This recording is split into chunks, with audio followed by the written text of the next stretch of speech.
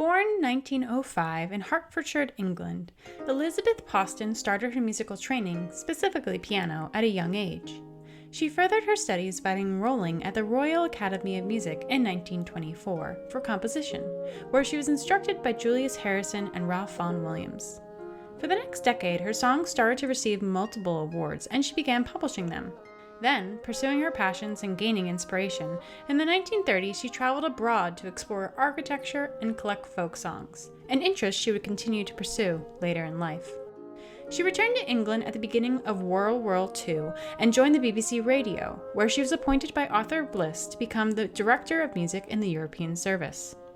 In addition to her regular radio work, it is believed that she was also a World War II agent, working under Churchill's orders to send coded musical messages to Allies via gramophone records.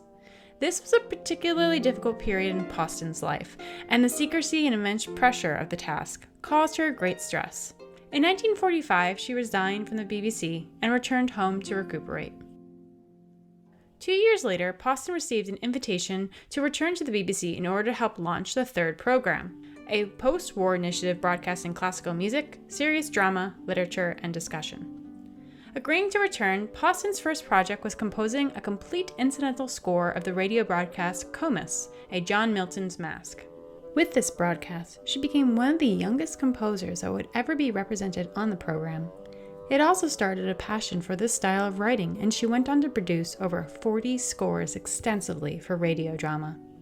During this time, she also became the president of the Society for Women Musicians. In the 1960s, Elizabeth Poston turned her energies toward compiling song collections and produced 6 books, using a mixture of her own compositions and settings of traditional songs, focusing on Christmas carols, folk songs, and hymns. For the next decade, she stayed close to home at the Rook's Nest House in Hertfordshire and continued to write, but her health began to deteriorate.